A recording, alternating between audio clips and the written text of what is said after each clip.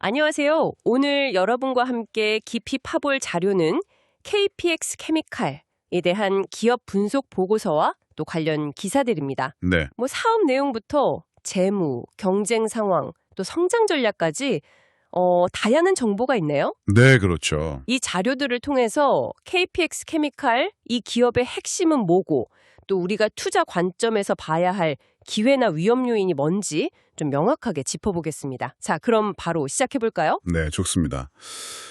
KPX 케미칼은 1974년에 한국포리올이라는 이름으로 시작했습니다. 우리나라 정밀과학, 특히 폴리우레탄, PU라고 하죠. 네, PU요. 네. 핵심 원료인 폴리프로필렌 글리콜, 줄여서 PPG라고 부르는데 이 분야를 거의 개척한 회사라고 보시면 됩니다. 아, 개척자군요. 75년에 국내 최초로 PPG 생산에 성공했고요.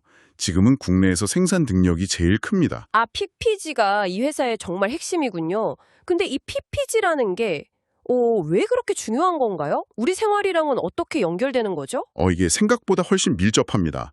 자동차 시트나 내부 마감재 있잖아요. 네네, 있죠. 그런 거나 건물 단열재, 가구 매트리스, 냉장고 단열재, 심지어 페인트나 접착제까지 이런 폴리우레탄 제품을 만들 때 이 PPG가 없으면 안 돼요. 필수적인 원료죠. 정말 안 쓰이는 데가 없네요. 그렇죠. 근데 KPX 케미칼은 고객사 요구에 맞춰서 한 500여 종의 PPG를 만들 수 있는 그런 기술력이 있어요. 이게 상당히 중요한데 이쪽 산업이 다품종 소량 생산이 특징이거든요. 와, 500종류요. 대단하네요. 근데 자료 보니까 매출의 거의 95%가 이 우레탄 사업에서 나온다고 하던데요. 네, 맞습니다. 거의 전부죠. 이게 어떻게 보면 강점이지만 동시에 좀 불안 요소는 아닐까요? 너무 한쪽에 치우친 것 같기도 하고. 아, 네. 정확히 보셨습니다. 핵심 사업이 안정적이라는 건 물론 강점이지만 의존도가 이렇게 높다는 건 분명히 위험 요인이 될 수도 있습니다. 시장 상황을 좀 보면요. 국내 PPG 시장은 KPX 케미칼하고 SK 퓨코어 이 두 회사가 거의 양분하고 있어요. 점유율이 어느 정도 되나요? KPX 케미칼이 한 39에서 50% 정도? 그리고 SK 퓨코어가 27에서 40% 정도 되는 걸로 나와요. 아, 양강구도군요. 그럼 KPX의 강점은 역시 그 오랜 기술력인가요? 네. 반세기 가까운 업력에서 나오는 기술력, 그리고 아까 말씀드린 다양한 제품군, 또 중국, 미국, 인도 같은 글로벌 네트워크도 강점이고요. 헌츠만이라는 회사랑 합작법인도 있어서 자동차 시장 쪽 시너지도 내고 있죠. 그럼 약점은 아까 말한 그 높은 의존도 말고 또 뭐가 있을까요? 네.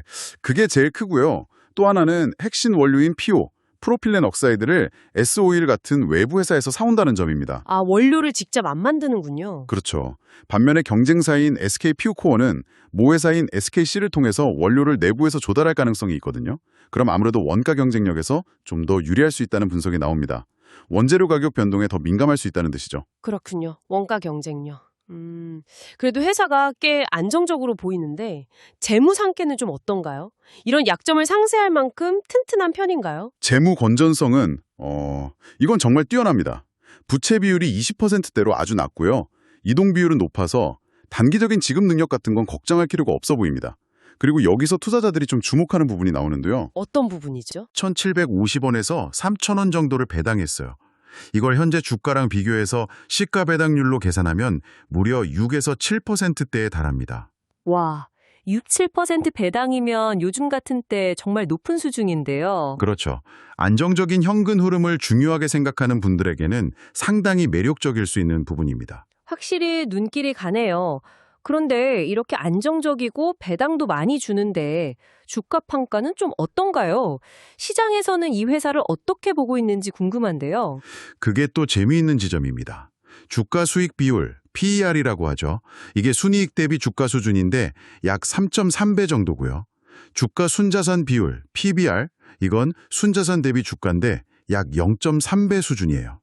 둘 다 굉장히 낮죠. 0.3배면 정말 낮은데요.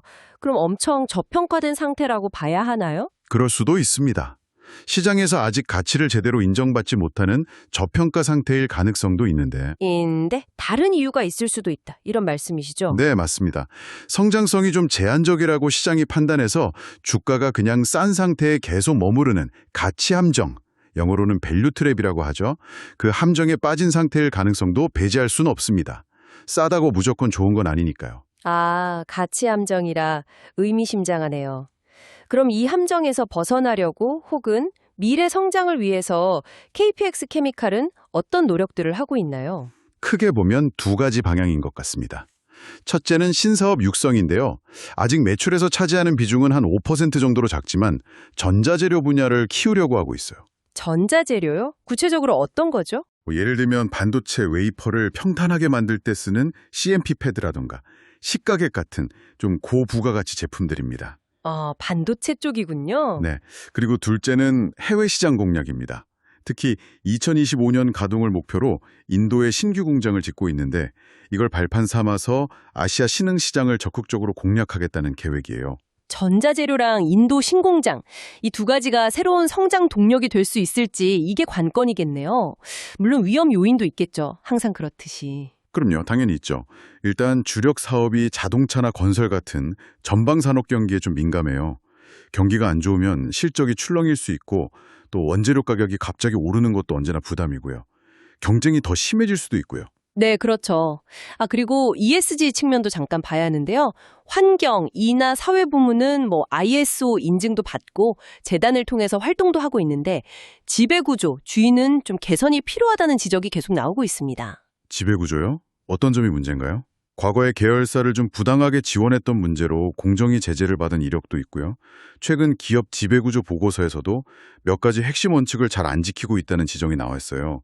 그러니까 투명성을 좀 더 높여야 하는 과제가 있는 거죠. 그렇군요. 종합해보면 핵심 사업인 PPG에서의 안정적인 시정 지위, 그리고 아주 튼튼한 재무 건전성, 매력적인 고배당, 이건 분명한 장점인데요. 네, 그렇죠. 반면에 우레탄 사업에 대한 높은 의존도나 좀 제한적으로 보이는 성장성, 그리고 지배구조 이슈, 이런 것들은 앞으로 풀어야 할 숙제다. 이렇게 정리할 수 있겠네요. 네, 정확히 요약해 주셨습니다. 그래서 이 기업을 볼 때는 안정적인 배당 수익을 우선으로 생각할 것인가 아니면 전자재료나 인도 신공장 같은 미래 성장 잠재력에 좀 더 기대를 걸어볼 것인가 이걸 고민하게 되는 것 같습니다. 선택의 문제군요. 네, 특히 2025년에 가동될 인도 공장이 정말 아시아 시장 확장의 중요한 발판이 되어서 새로운 성장 이야기를 만들어낼 수 있을지 이걸 지켜보는 게 아주 흥미로운 관전 포인트가 될 것 같습니다. 결국 안정성이냐 아니면 성장이냐, 이 갈림길에서 투자자 각자의 판단이 중요해지는 그런 기업인 것 같습니다. 자, 오늘 분석은 여기까지 나누도록 하겠습니다. 저희가 살펴본 자료들이 여러분의 이해를 돕는 데 유용했기를 바랍니다.